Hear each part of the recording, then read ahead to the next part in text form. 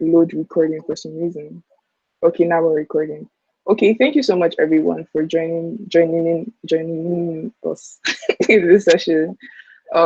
This is like I think the fourth Lightning Talk series, and I'm like super grateful for more people are joining. I'm super grateful for everyone that like I don't know chose to like speak, and people that just like have been committed like at like attending every single session. Um so yeah, today it's like the same thing, just like a quick like housekeeping stuff. For the speakers, I hope that you have your timers beside you. You say your timers when it's time for you to talk. Like, I'll have my timer too, but like it's good for you to have your own timer set to 5 minutes. Because at like 5 minutes on the dot, like you're done. Like I'll be like, guy, like need to shut up. In the nicest way possible, of course. Um, but yeah, there would be. Okay, give me 1 minute. So it's like I have to constantly let people in, and so it kind of bugs me sometimes. Like it's out of this thing for me. But yeah, um, I hope you guys can see my screen. But yeah, so welcome to September's edition. I'm super excited that you guys joined us. For speakers, please like set your timer to 5 minutes. Have it by your side when your talk starts. Like set like have your timer like go for 5 minutes. Mine would also go when it's 5 minutes on the dot. I'll let you know that like you're at the end. There's also a Slido link for you to what do you use Slido link for? For you to ask questions. If you have questions, there's a Slido link for you to drop your questions, and at the end of the session, like people would like the speakers would answer your questions. So we're supposed to have 8 speakers today, but one of the speakers couldn't make it because he fell ill. So we'll be having 7 speakers today. Hopefully it's like as exciting. And like we'll be done like before 1 o'clock, or at 1 o'clock on the dots. Hopefully, like 1 o'clock is the max. Like we're sorry, 7 o'clock your time, 2 o'clock my time. We'll be Was done what's in in an hour. Nigerian time? Yeah, I was just gonna like yeah. So yeah, I think I've shared already enough. I said a lot of rubbish, so I'm going to let you guys start. So for first of all, the first person that we have is Kola. And Kola is going to be talking about handling overwhelming feelings. Kola, you have 5 minutes. I'm going to set the timer because I forgot to set it in time. Okay. So Kola, you have 5 minutes on the clock. If you like, you need me to when you need me to change slides, let me know. Like I'll mute Okay. myself, but I'll be listening to you. All So you right. have 5 minutes on the clock, Kola. Oh, no, not share. Oh God, why do I always miss this thing? I always mess it up every single time. All right, Kola, 5 minutes. Let it go. All right. Hi guys. My name is Kola, and I'm a product designer with Venture Guiding Group. So first off, I want to say that I am not a psychologist, but I have a very big interest in communication, and I have a very big interest in communication and brain science, cognitive psychology. So very quickly, I'm going to be sharing on some tips that I've learned that help us to handle overwhelming feelings. Next slide. All right. So, fun fact: our brains are all built the same way. Everyone's brain, men, women, children, lawyers, designers, terrorists. Um, we all have the same biological structure um, that our brains are built by, and so understanding how our brain works is a very big step in understanding how to manage our feelings. Next slide. Okay, so this is what our brain looks like. Well, not literally, but this is like a representation of our brain. We have the outer layers of our brain are called the neocortex, and they are responsible for our rational thought and analytical thinking and language.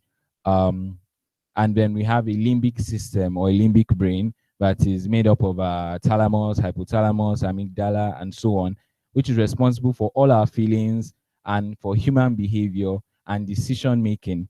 And yet it has no capacity for language. So I call our neocortex our smart brain, and our limbic brain is our caveman brain. And so that's why you see, for example, that people say people that are in love are stupid because they don't do logical things, or you can be in a big meeting and someone insults you, and immediately you let go of all the logical reasons for which you should do business with that person, and then you catch feelings. Um, because it's the part of our brain that sits our emotions that controls decision making. So next slide. So this concept, this fact is used in communication and psychology and user experience design and so on and so forth. Um, and what happens is that in extremely intense situations, our limbic brain takes over completely. Um, and it's called an amygdala hijack. And so, for example, when you vex somebody, like the pastor said, I don't vex rich. When you vex someone to the extent where the person is no longer behaving rationally, at that point, it's an amygdala hijack. That part of his brain has captured, is in charge of what's happening. And it's the same thing that happens, like, let's say a lion enters the room now. Nobody's looking at, hey, are my shoes dirty? Or is the way I'm running, is it fine? All that's in your mind at that point is where to go next. And so, same thing that happens when we're in extremely intense situations. Next slide. Okay, so I'm just really very quickly going to touch on what to do when we have overwhelming emotions and what to do when we have overwhelming thoughts. Next slide. So when we have overwhelming feelings, when we feel overwhelmed by an emotion, anger, fright, fear, sadness, whatever it is, a very good tip is to take a breath and then name the emotion. Tell yourself, I feel angry. I am angry right now. I feel sad. And in the same way, if a friend is feeling really overwhelmed, you tell him, how do you feel? And science behind it is that when we put words to our emotions, it requires self-awareness and it requires language. And so if we can talk about how we feel, we move our state of mind from being controlled by our limbic brain to being controlled by our neocortex. And then for the thoughts, next slide. And same for the thoughts. If we are overwhelmed by a lot of things that we have to do and a lot of responsibilities, a good tip is to write it down. When we articulate our thoughts, we allow our brain to exhale and then we allow ourselves to think. Same thing with a friend. When we say, tell me about your day, when you allow them to talk, to pour out everything that is in their head, it helps them calm down, because as they talk, they are shifting the parts of their brain in control. That's final slide. And so, yeah, those are two simple and timeless techniques that are being used by hostage negotiators like Chris Voss, business leaders, therapists, and other amazing communicators to help keep themselves and others calm in intense situations. It's something that I've been using for a while, and I can say it works. Thanks for the time, guys. See, thank you so much. My alarm just like the timer just went off, so I was trying to figure out how to turn it off. But yeah, thank you so much for that. That was like super informative, especially for me because I'm learning psychology right now, and so these are things that like I've seen in books and in like courses somewhere. So thanks for sharing. So if you have any questions, go to slido.com and the room code is F495 and ask your questions there. I'm sure Kola will be more than happy to like answer your questions. So next we have Wale, and Wale's going to be talking about love and technology and like is technology changing the way we love? Wale, you have 5 minutes on the clock. Let it go.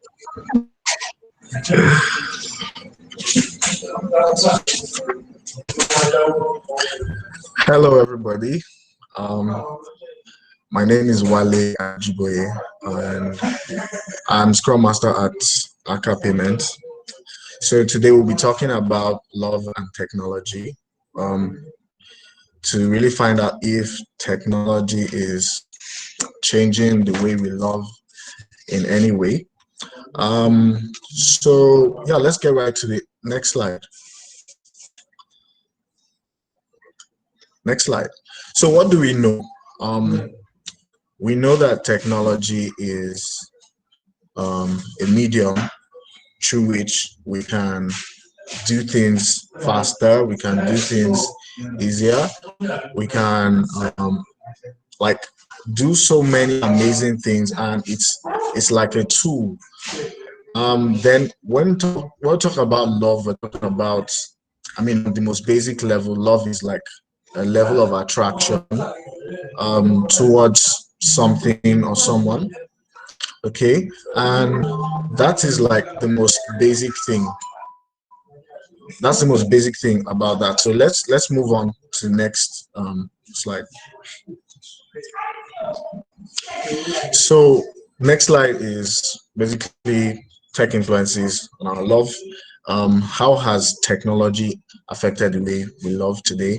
It has been able to change the way we court, the way we express ourselves, emojis, the way we like pictures, the way we text, the way we email, selfies, and all of that. It has been a great way to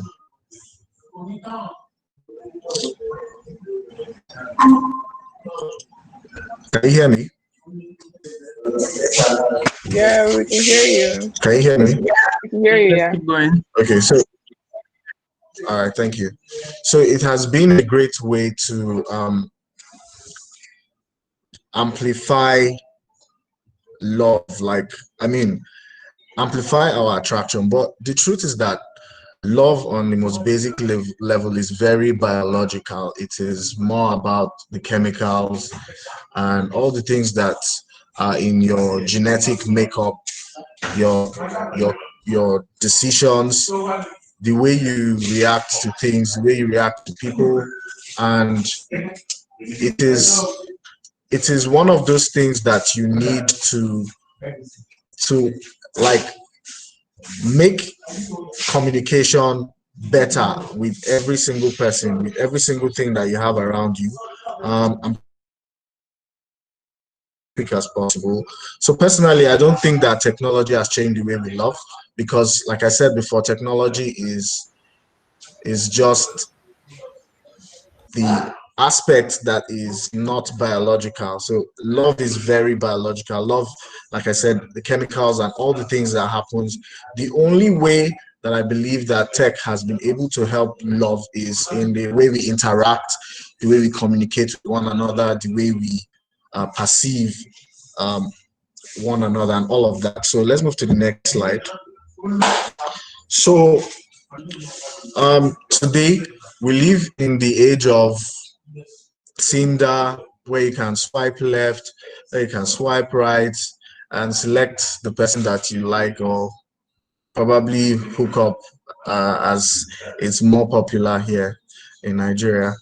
Um, so yeah, I mean, that's what is happening now. But like in the future, how do we envision the way we communicate with people? What's going to change really? Is it just going to be Facebook, social media, Instagram, or are we going to have some holographic technology or something that would like make our experiences with one another to be more immersive? I think that the more immersive our communications are with one another, the more our experiences and our perception about one another will improve. So it basically improves the fidelity, of our love, the experiences. But ultimately, what happens at the end of the day, when all the gadgets are off, when all technology, when everything that you have is off, you're still left with yourself, that one-on-one interaction, your skills, how do you communicate, how do you find yourself attracted to other people? So that is where it all happens. Thank you. Next slide. So that's the end of my talk. Thank you. Thank you so much, Charlie. If you have any questions, I posted the link on the Slido, but you can on like the chat, but you can also like just go to slido.com and like write your questions. The room number or the room tag is F495. So next we have Bolu, and Bolu going to be talking to us about non-remitted sleep. If you know about REM, then you know that this is like a very, very interesting wordplay. Anyway, it's fine. But Bolu, you have 5 minutes on the clock, Bolu. Are you done? Okay, hi guys. My name is Boluwatife Allen, and I'm a wireline engineer. So I don't know anything about sleep, but I'm going to be sharing with you because over the last year, I've come to love sleep and value its importance. So first of all, non-remitted sleep. Thank you for catching the wordplay, Dumila. And sleep is not like a debt you can accumulate and pay off at a later time. You can't stack it up. If you don't sleep, you're going to die. Literally. Like eventually we're all going to die, but yes, there's a direct link between how long you live and how much you sleep. Next slide, please. So I know most people already know a lot about the stages of sleep, non-REM sleep and REM sleep, REM meaning rapid eye movement sleep. And I'm not going to bore you with that, but just for facts, there are 4 stages of non-REM sleep. Stage 1 and 2 are basic. Stage 3 and 4, that's where the magic begins to happen and your body begins to heal and all the other things. But let me share some facts with you. First of all, the average human adult requires 79 hours of sleep daily.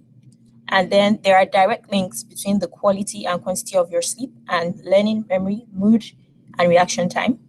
Then caffeine is not that great. It has a half-life of 5 to 6 hours. And if you know anything about radiation and how half-life is calculated, it means that 12 hours after drinking a cup of coffee, if the half-life of that cup of coffee is 6 hours, you still have about 25% of the coffee left in your system. So it doesn't just go away.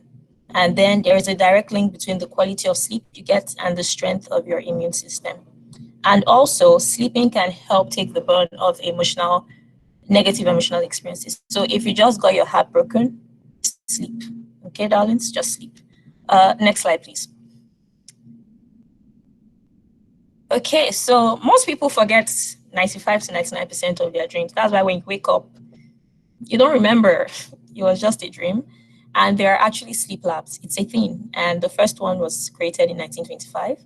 The longest anyone has gone without sleep was 11 days, ended in hallucinations. So don't try it, or do try it, and please tell me what happens.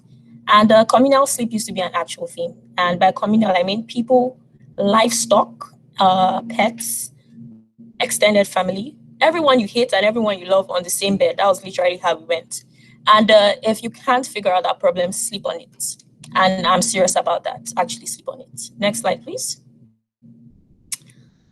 So yeah, how to get better sleep. Just to rush through this, make it a date. By this, I mean regularity. Try to have a certain time you sleep every day and a certain time you wake up every day. And try to keep it between 7 to 9 hours. Regulate the temperature. The cooler, the better. Your body falls asleep better when the weather is cold. So like 18 degrees Celsius should be good. Turn off the lights or dim the lights as much as possible. The darkness helps to get your body in the mood or in the zone. Link your bed with sleep. So if you are somebody who wakes up in the night frequently, if you're going to be awake for more than 15 minutes, stand up from your bed and go somewhere else and do something else so your body doesn't make that association between being awake and your bed. Then put a cap on the caffeine and alcohol. Caffeine is not that great, and alcohol, as much as it makes you sleep, it doesn't do it the right way. So you might sleep for long, but you are not getting like quality sleep. And before you go to bed, wind down. Don't just jump into bed and think, oh, I'm going to sleep. It's like your body should have a way to like step down a bit. So yeah, wind down. So final slide. So yeah, quality sleep is a great investment. You're not lazy for sleeping. And I think that's the one myth I hope we get to debunk as a generation generally. Just sleep, really. It's not that deep. And if you're going to enjoy that the money you're making and everything you're working for, then you might want to sleep a lot. Because I'm not trying to make anyone sad, but there's a direct link. Studies have shown a direct link between Alzheimer's, dementia, and not getting enough sleep while you're younger. So I'm not a professional at this. I'm just one young lady trying to make sure that I don't feel guilty when I sleep for 9 hours. And yeah, I hope I can drive you along on the journey. Thank you. Thank you so much, Boo. This is like a super informative talk, especially for people like me. I don't sleep that well. Yeah, thank you so much. I kind of learned a lot. Yo, we should actually frame this. If you just got your heart broken sleep, this is actually like I personally, I'll tell you that it works. Trust me. Just trust me, it works. Sorry, my timer just went off.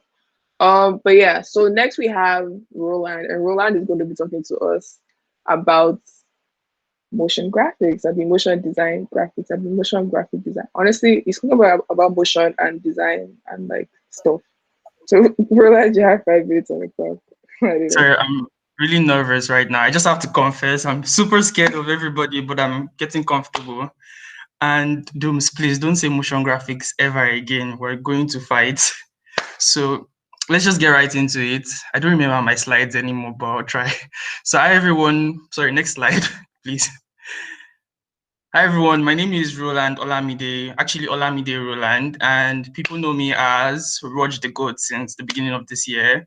I'm a boy genius. Thank you. I'm a nerd and a minimalist, and I'm a goat, like the animal, but smarter and not stubborn. Next slide, please. Today we're going to be talking about motion design. Next slide again. So according to Wikipedia, motion design is a subset of graphic design that uses graphic design principles in a filmmaking concept. Filmmaking concept. So like motion design uses animation and graphic design to tell stories in very crazy ways. Please, next slide. So I can show you an example. Please, can you play the video real quick, just for a minute? It's basically things like this. This is what we know motion design to be, or motion graphics to be, just communicating your ideas like this. But today I wanted to talk about motion design in a different way, a way that has really changed the way I approach making motion design. Next slide again. Oh wow, next slide. That's like the typical definition of motion design. And that's just what we know motion as. It's just go to After Effects or Cinema 4D, put text together, maybe do some designs in Illustrator, put it together and create animations. But motion design is beyond just that. And let's go to the next slide. Over the years, humans have always found weird ways to communicate their ideas. I mean, we went from the next slide. I mean, like 6,000 years or something like that, we have always found new ways and innovative ways to communicate our ideas. Next slide. Next slide. We went from doing cave paintings, I mean, like the Homo sapiens at that time, 6,000 years ago, wanted to say something, but nobody really understand what they are trying to say, basically. Nobody understand what exactly these Homo sapiens are saying. They just found these paintings in caves all around the world. There are paintings in Africa, there are paintings in caves in North America, most everywhere in the world. And we really, truly do not understand what these Homo sapiens are trying to say. Next slide. Then he went from cave paintings to, phonographs, like the Egyptian hieroglyphs, which is just basically signs that say a particular word or speak something. And the Egyptians, did this very, very, very well. Like, till today, I don't think anyone fully understands what hieroglyphs means, but they were always trying to say something. They were always trying to tell a story, especially when you go to each pharaoh's tomb. They were saying something, basically. Next slide. And we went from all that weird ways of communicating to printing. This was like a old printing press, like from, let's say, was it 2,000 or 1,500 years ago, or maybe 900? I'm not sure of the year exactly. I just put pictures together and made the slide. We went to modern day printing, and we started communicating ideas through text and typography. Next slide. Then, previous slide. No, next one. There was one before. Oh, wow, yeah, okay. Then we went to photography. Photography was like a very big breakthrough. It proved that you could take pictures, basically. You could capture memories, and you could say something by capturing memories. And the link with all these techniques to communicating is we've always tried to say something, and since we've evolved as a race, we've always found new ways, new ideas, new ways to communicate. This is the next slide. And this is like the era before the era we're now in, which is mass communication. This is where things like graphic design came in. This is where real machines, this was like maybe like a few hundred years ago, where machines like the Linotype still exists, but now they make fonts for us. A lot of the fonts we use today are made by Linotype, the company Linotype. And that is the era where we truly evolved, and we started creating posters and graphic design. That's when the word graphic design was like coined, in this era of mass communication. And that's where, sorry, I said modern day printing before, but let's call it, I don't know the word to use, but let's just say modern day printing was created. Humans were finding new ways to print and spread the word. Next slide. And now the modern era. Wow, I just realized the disconnect between the slides. Okay, the modern era is where we have things like videos, movies, even graphic design, even advanced photography, even personal photographies. We're always finding new ways to communicate. And next slide, thank you, sorry. And now the new way we communicate our idea is motion design. And we've always found new ways to say things, new ways to say what we have in our mind, new ways to communicate our ideas. And we went from cave paintings to hieroglyphs to printing to photography, and now motion design. When you think about, sorry, please let me put this in the next slide. Okay, when you think about motion design that way, it's becoming less about what kind of animation I'm trying to make. It's not about all the exotic animations or all the designs. It's about what I'm trying to say. What am I trying to say with this animation? What am I trying to say with this movement? And this is one thing I realized a few weeks back while I was advancing my skills. Motion isn't about. Roland, I'm sorry to cut you off, but you have like 5 minutes is over, but you have like 1 minute buffer time. No! I'm done. Anyways, think about what I've just said. Okay, motion is about what you're trying to say, which is what I was trying to end with. Motion design is about what you're trying to say. Before you do anything, just think about, what am I trying to say with this piece? Thank you very much for coming to my weird lightning talk, TED Talk. Wakanda forever. All right, thank you so much, Roland. Not super informative. If you have any questions, straight up on the slide, the link is in the chat. So next we have Jay Skywalker. We have Nana talking to us about the best practices and ethics of social engagement in tech, or how not to be a tech bro idiot. Nana, you have 5 minutes. Light it up. Is it here? Is Nana here? Hi, everyone. Okay. Can you hear me now? Yeah, we can hear you. All right. Good evening. Thanks for the intro. So, the title of the talk is like to keep it PC. I had to title Best Practices and Ethics of Social Engagement in Tech. The original title was really How to Not Be a Tech Bro Idiot, but I don't want to solve problem. So let's dive right into it. First of all, I'm defining tech bro idiot as it's a gender neutral term, so forget the bro there. As someone in tech with more talent and sense, we've seen them everywhere. They're often loud, they don't have their bats, they're empty-headed. This next slide, I'm kind of looking at two screens. Okay, thank you. So there's someone in tech with more talent and sense. They're often loud, empty-headed, and they don't have their backs a lot. But hey, they can write code and they know how to ship good products. But that's and they always, whenever they are posting stuff online, we always face spam, but we just tolerate them. Next slide, please. And contrary to popular belief, you have to take it from me if you want to take it from me. Like, there's nothing special about being in tech. You're just someone who can do tech. That's all. You're not saving the world. You're not Elon Musk. All of us in this industry are just scamming our way to making money, nothing else. Next slide, please.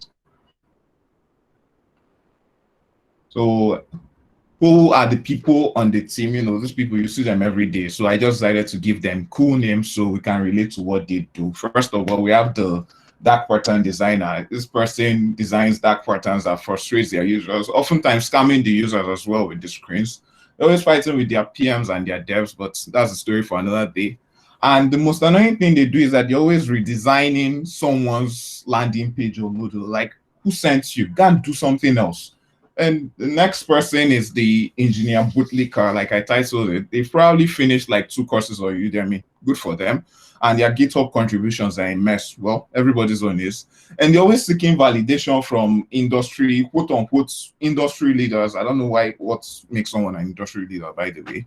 And putting multiple LMAOs on someone's post that makes no sense. And they got fired from their last job. So no previous employer can give them a good reference, and they haven't had their bath in ages again. Maybe after this, we can do like a GoFundMe to send soap and Shaw to Yaba. That will help. And the next person is the full stack gatekeeper. This is the one that is always saying should designers code and all that stuff. Well, me personally, I don't believe designers should code professionally. You can do it for yourself, but I didn't hire you to come and write code. I hired you to design.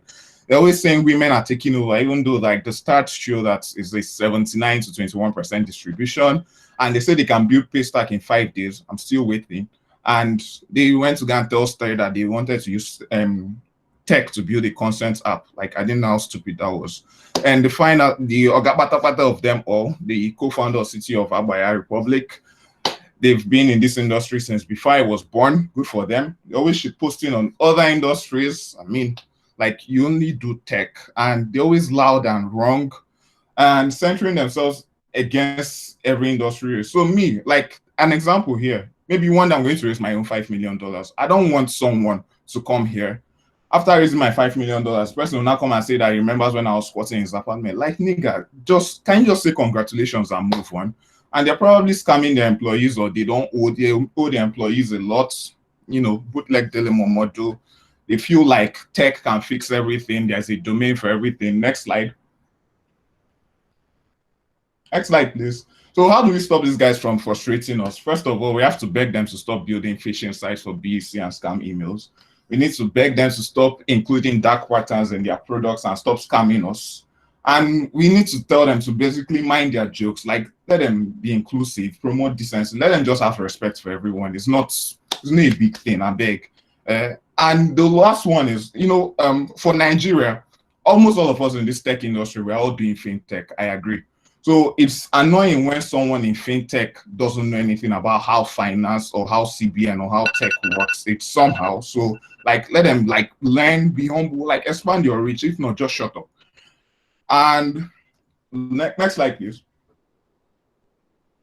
Again, they should stop policing what women and wear. Stop making those bigoted jokes in those Slack channels. We see the screenshots. Stop making those jokes. And whenever they see a call for women to apply for something, they shouldn't make those stupid jokes. Like, stop it. Stop shit posting on people's work. Like, you can DM them on the side and let them get education while they're at. I mean, all of us learned on YouTube, I agree, but like, have small sense and stop the sexual harassment. Next slide, please. And this is how these on parting notes. Like I said, all of us went to YouTube to learn this thing we're doing, and we're scamming our employers. But like, this is what one of my bosses says: please, if you schooled in Nigeria, and I use God beg you, just train yourself on how to have sense, communication, comprehension, civics. It's important. Tech can't solve everything. We have to learn how to take correction. Not if I'm president, I'm going to kill all the old people. If I'm president, I'll use tech to fix everything. That's utopia. Please, next slide. So finally, this is about me. This is what I look like, by the way. I'm a Star Wars guy, like you guys have seen. I'm a finance bro. I used to be a tech bro, but many of us don't have sense. And so, like you guys have seen, I don't know how to. I am a habitual line stepper, so I like looking for trouble. But my day job, I'm a firefighter at this small company that we're trying to fix insurance for people, seeing as COVID has come and taught us a few things about life and health. So if you want to get life insurance or health insurance, just visit this little website. And if you want to also fund my dreams to be a retired house husband, please visit ladithour.com. Thank you. Thank you so much, Nana. That was like a super amazing talk. Honestly, I feel like I have to like create like snippets and just post it on Twitter for people to just like see. Because everybody needs to see this. Thank you so much. If you have any questions, any comments, trade up here. or you can just there's a Slido link. I'll post it in the group chat. I just posted it, so you can just like throw your comments, throw your questions, everything up there, and like the speakers would answer your questions. So next we have Cheesy. Cheesy, are you here? Cheesy's supposed to be talking to us about foreign exchange and Nigeria. Hello, yeah, I'm here. Okay, cool. 5 minutes, Cheesy. Hide up. Okay, hold on, because I'm trying to. Okay, can you hear me? Yeah, Can we you can hear hear me? you. We can hear you. We can hear you. All right. Okay, so hi everyone. I'm here to talk. I'm here to talk about foreign exchange and basically Nigeria, the factors and the future. Okay, next slide. Okay, so the outline just basically be we'll just cover what really is foreign exchange, the factors affecting foreign exchange, and why it matters to Nigerians, and why it also doesn't really matter, and then the future. Next slide. Okay, so foreign exchange is basically converting one currency from one converting value or converting money from one currency to the other, and basically it's a representation of value of of the country and what you used to buy and purchase things in the country. So the reason why it's very important or what drives foreign exchange is the supply and the demand, and then if your government decides to peg the currency and then the inflation rate of your country. So in this sense, pegging means you decide that your currency conversion rate to another currency would be at a certain value. So like Nigeria usually pegs to the dollar at a certain rate, and that's when you have a flat rate from CBN. So let me move to somewhere more quiet. Okay, and so your currency is then pegged. That's what pegging basically means. Okay, next slide please. Okay, so inflation rate. Basically, your inflation rate drives up or drives down your currency exchange. If your country is basically struggling with inflation rate or runaway inflation, then your currency would definitely have or be devalued compared to another currency, which is another reason why the naira also struggles because we have high inflation rate. Your interest rate as Sorry, well in the Cheesy. country also Sorry, Cheesy. affects Is the it possible? exchange rate because Can you hear? also affects the exchange rate because the interest is how much basically you lend in the country. So an idea would be imagine if you have like dollars for instance, and someone tells you, oh yeah, lend money to me in Nigeria, and the interest rate would be 15%, which is better than what the interest rate is in US. So you're more likely to attract foreign exchange. You're more likely to attract dollars, pounds, and euros to your country. Another is the government debt. So if your government owes a lot of money, then nobody will be interested in lending your government any more money outside the country because your government is basically a Bambiala, basically. So if they owe a lot of money, nobody would want to give them money in the form of foreign exchange. So the demand for your currency will then drop, which means your currency value will drop. The current account and balance of payment. So every government has a current account. It basically means like how also have current account or you have a savings account basically. Your current account is how much you can spend at a go. Like if I say okay, drop 5 million now, you can drop the 5 million. That's your current account. Um, if your government doesn't have cash like that, if your government is not swelling, you're not liquid, then people would be skeptic about your currency and not want to buy it. Terms of trade. So we all know that Nigeria closed borders, right? So that already reduces people wanting to come and do business with us. So there'll be no way that they would be interested in buying naira, basically. Political stability or instability also affects that. Like I said, if your country is dealing with insecurity, there's no way anybody wants to come in and invest their money. And then if you're struggling with a recession as well, so recession is a really bad thing. Recession is where you have high high what they call that in England, high inflation rate, and at the same time low production. So nobody would want to deal with that because then it's like, oh yeah, I can come in and invest, but then nobody's producing anything. So again, it affects how people would want to come in to invest in your country. Next slide. Okay, so when do the foreign exchange actually matter? So when you import, when you're importing stuff, most people believe that Nigeria is actually import dependent. And the truth is we actually aren't, because we make a trade surplus every year, except for last year where we didn't have a trade, where we had a trade deficit. But every year we make a trade surplus, which means we sell more than what we actually buy. But we are still broke because we do not sell enough. Not that we buy too much, we don't sell enough. So it matters when you're importing stuff, because I mean your supplier in China, for instance, has no need for naira. He only needs Chinese yuan. So you have to sort of buy Chinese yuan so you could pay your suppliers. And that is where foreign exchanges matter. Because then, at what rate do you then buy a Chinese yuan? Now, foreign reserves. Foreign reserves is basically your government savings. So when you do business, or when the government does business on behalf of the country, on behalf of Nigeria, they get paid in foreign currency. Like I said, because nobody outside needs naira, so they get paid in foreign currency. Now that foreign currency, they can't bring it into Nigeria because in Nigeria we spend in naira, so they keep it outside in the form of foreign reserves. So it's like an IOU basically. It's like an IOU that other countries issue Nigeria. So it's like, oh, we owe you XYZ amount of euros, we owe you XYZ amount of pounds. And then export, that's when it matters again. It's that when you're the same thing with imports, just the reverse situation. So you're exporting, your guy on the other side in US, England, whatever, has to buy naira so that he can pay you for your export, right? So that's where foreign exchanges actually do matter. When you're dealing, basically, we're dealing with trade and others. Next slide. And now, when the foreign exchanges do not matter.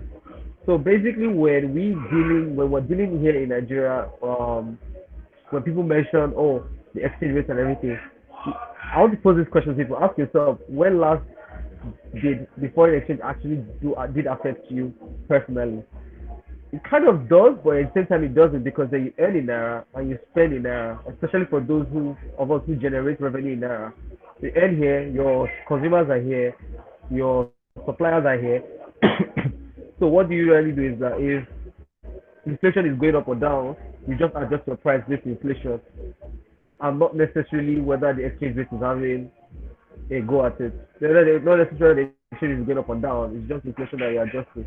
So someone like me, Sorry, I Chief, earn, can you hear me? my company pays me naira, I I pay my rent So in you're naira, I buy food in naira, and others. So if the food I'm buying is produced in Nigeria, then I wouldn't have any issue dealing with foreign exchange. So that is where it doesn't really matter. So again, Cheesy, your foreign time is exchange up. is, Can you hear you me? can't hear me? Hold on, Your hold on. No, your time is up. Your time is up. Like it's 5 minutes already. Okay, hold on. Is this better? So yeah, but like your time is up. Oh, okay. I'll just round up the last one. So then it Okay. leads me to the purchasing power parity. That is what you should look at, is in the sense that how much can I buy? How much can my naira buy in Nigeria compared to how much a dollar can buy in the US? So that is what is more of a favorable comparison between economies, and not necessarily the exchange rate. The exchange rate is just a byproduct of government policies, inflation, and interest rates, basically. So that is what we should be looking at as people, and not necessarily, oh, inflation rate is going up or down. It's like you having malaria and then you're looking at headaches and vomiting instead of actually dealing with the malaria. All right. Thank you so much. If there are any questions or whatever, let me know. Okay. Thank you so much, Chizzy. Okay, All cool. right. So right, next one. That's basically like the exchange rate so far for the last 10 years. It's like you can from that point you can definitely see that it has never come down. It's always just been on a rise. So basically, the future currently lies in the exchange rate being trying to, you can see that it's like it's a step format. So the government is always trying to, because we peg it to the US dollar, it's always going to be like a flat rate before they raise it. So each point you see a jump is when they are raising it, and then it's usually a flat rate after that. IE window is basically an import-export window that was introduced to sort of help lessen the burden, help make it easier for people to deal with foreign exchange. Black market rates, which is going to, they are always going to exist as long as we peg the currency. People in the banking industry and economists have suggested that Nigeria should float the currency so that we could actually better predict. So like the government is always going to, because of the government pegging the currency, they've been like, we should float the currency so that it's easier for people to manage themselves, predict, and the government will have less money supporting the currency, will spend less money supporting the currency and use those funds for like infrastructure and where it actually matters. For example, the Japanese yen is 100 yen to the dollar, and that's because, and again, their economy is fine. So your currency exchange is always not really an issue. It is a byproduct of government policies. Okay. Thank you so much, Again, Ibu. yeah. Okay. Fine. Yeah. Yeah. Thank you. Okay. You're welcome. All right. Yeah. So if you have any questions, okay, there's a lot of questions. That's fantastic. All right. So I'm actually the last speaker for today, so I'm going to give my talk and then I'm jumping into the questions. Okay, cool. So how do I do this? Right. So I'm going to be talking about being a nonconformist, right? It's not really interesting stuff like that. Okay, Doom, you have 5 minutes on the clock. Light it up. Okay, cool. All right. So my name is Dooms, and I'm a nonconformist. When I say that, it feels like this is like some Alcoholics Anonymous meeting or something. I feel like somebody should just say, "Oh, welcome, Dooms," just for fun. But yeah, this is me. I'm sorry, I'm going to be monitoring your timer like you did to mine. Okay, no, that's fine. 5 minutes. But yeah, this is no problem. So when I say that I'm a nonconformist, I don't mean that I like chaos or I intentionally like to stand out. But what I mean is that I like to be different, but for different reasons. So who is a nonconformist? I'll start by telling you who a conformist is, right? So a conformist is someone that complies with rules, standards, or laws. So to conform means to comply with, to abide, to be conventional, to fit in, and all those kind of stuff. And I, on the other hand, I'm somebody who doesn't really care about those things. Next slide. So a nonconformist is somebody that chooses not to conform to other people's ideas of how things should be.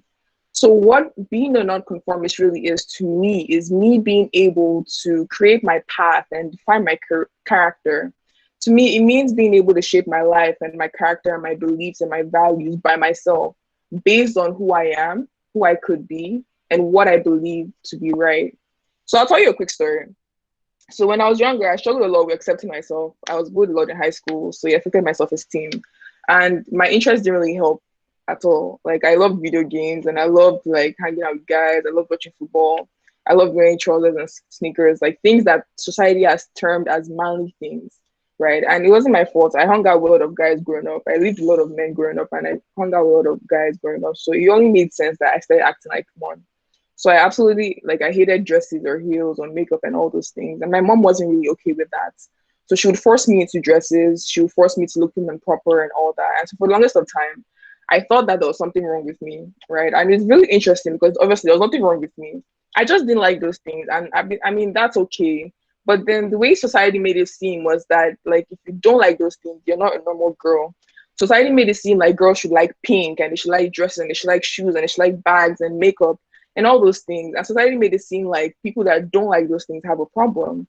So, I mean, for a while I conformed, right? Because I didn't want my mom to beat me. Like, I mean, I switched up cane, but like just to reduce it a bit, right? And in my later years of my life, I conformed because it was easier, right? Because I wanted people to accept me, so society would accept me. And it almost caused me to lose my true and authentic self. But it got to a point where I couldn't really do it anymore. And I just kind of like just decided to give up. And I was like, you know what? If you don't like me, don't like me. If you like me, don't like me. That's your business, right? I don't really care.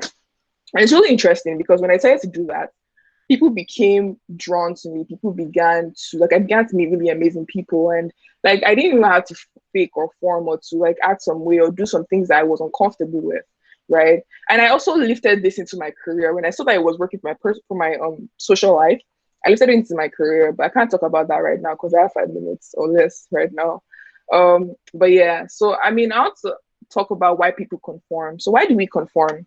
The simple answer is because of the fear of rejection, right? People want to be accepted because it gives them a sense of validation. And that's like sadly how all of us were brought up. That's how we were raised. We were taught to shut down a passion or skill because it might not be generally accepted or understood by the public, right? And we do that forgetting that it's the nonconformists that bring new ideas and creations, and it's people that are termed nonconformists that bring different ways of living that allows for vibrancy in our society. I believe it was Rita Mae Brown or Rita, I don't know how to say her name, that said the reward for conformity was that everyone liked you except for yourself. And she couldn't have said it any better. Because the paradox of conforming is this: you end up rejecting yourself, you end up rejecting who you are and who you could be. You end up rejecting understanding yourself just so other people won't reject you. And I find that very, very paradoxical because at some point, like you have to reject something. Why not reject wanting to be liked by other people as opposed to rejecting who you are and like your values and who you could be, right? Another interesting thing to point out, you load up pictures, but another interesting thing to point out is that all your faves were non-conformists. This was supposed to be a picture of Maya Angelou. This was supposed to be a picture of Chimamanda. This is Roxane Gay. This is supposed to be Kanye. This is MLK, Einstein, Steve Jobs, Oscar Wilde, some of this Rosa Parks, and it's also supposed to be Frida Kahlo. But these are people that are termed as non-conformists. There are people that that rejected the status quo and chose to accept themselves and be the best version of themselves, right? And look at all the amazing things that they've achieved, right? So why conform if you can do amazing things as a non-conformist? So to kind of sum things up, I would say this. So here's to all the crazy ones, to the misfits, to the rebels, to the troublemakers, to the round pegs in the square holes, to ones who see things differently, the ones that are not fond of the rules, because we're not fond of the rules because we have no respect for the status quo. And you can't quote us, you can quote us, you can disagree with us, you can glorify or vilify us, but the one thing that you can't do is ignore us because we change things, because we push the human race forward. And while some may see us as the crazy ones, we see the genius in ourselves, because the people who are crazy enough to think that they can change the world are the ones who actually do. Yeah, I'm done. Hi, my name is Jones. I'm a non-conformist. Thank you very much. 5 minutes on the forever. But yeah, so that's the end of my talk. And yeah, thank you so much, everyone. I was pressurizing to give you this talk, by the way. I didn't want to do it because it just felt weird giving me talk in your own. I didn't talk serious. But I guess like that's the thing. But yeah, scroll down to the shameless plug. Law. Okay, so Roland has an IG, has a YouTube channel where he posts a lot of like motion design things, resources and like a lot of like informative stuff. So if you want to learn more about motion design, check Roach the Goat on YouTube. See, I gave you a shameless plug. Thank you. So I think that is it. We have 1 minute. Let's see, any questions? Okay, if you guys missed this part of the talk, if you got your heart broken, sleep, I'll share the link so you can watch it and you understand. This is very, very important. Thank you for this opportunity. It was really amazing. It was super fast. Yeah.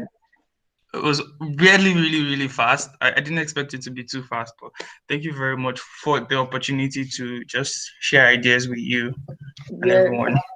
Thank you so much, like to all people that have volunteered to speak. Like it can get really crazy, and this was really last minute because I forgot because I was really busy. So I really appreciate everyone that answered my that actually like signed up the form and actually like responded last minute. Thank you so much. So if you want to leave, you can leave. Because we have a bunch of questions. We'll just take maybe 5 to 10 minutes to answer them. So I think one question that I definitely want to tackle, and this is for Jay. how do you deal with how do you deal with tech bros in the industry, especially the established ones? Okay. I think I kind of answered it there, but it's first things first. It's me personally, I believe everybody should, that's why everybody should learn first principles as it is. I'm so, of course, like first of all, I need to make something clear, and Jimmy, you can quote me on this. This talk has been ready since July. I just haven't had to make the talk. So I just kind of made some updates based on events that will not be mentioned. So the first thing is like nobody's good. Not everybody is correct. Like let's stick with principles. What is wrong, no matter who the person participant doing it. So if you can just confidently say, hey, Ross, madam, this thing is wrong. I'm not dealing with your title. I don't even know who you are. I'm just dealing with the fact that what you're doing is wrong. And when you're doing something good, I'm still going to tell you this thing you're doing is right. So if you can be that objective, you're good. Like all of us are scammers. There's no need to ask anybody. That's my own. Fair enough. So the next question is also for you. Why did you stop coding? Did you stop coding? I don't think you did. Oh, okay, you did. Okay, stop coding because it's not fun and I can't lie to myself. I have fun. Okay, fair enough. Fair enough. Fair enough. So I think this question is for Cheesy. I don't know if she's going to be able to answer the question. I think first I was talking about how well iPhone and cars are imported. So then, because I think you're talking about how like we have more exports than import or something like that. Can you hear me? Probably can't hear me. Maybe if you answer your question another time. So for Roland, what did you mean by visual communication with motion? Where's Roland? Am I still on this call? One Why is sec. everyone so quiet? Sorry, I muted myself Okay. for some reason. So that was me cheating by asking myself a question. Yeah. Oh. Cheating the system. Okay, so visual communication basically is what you're trying to say visually.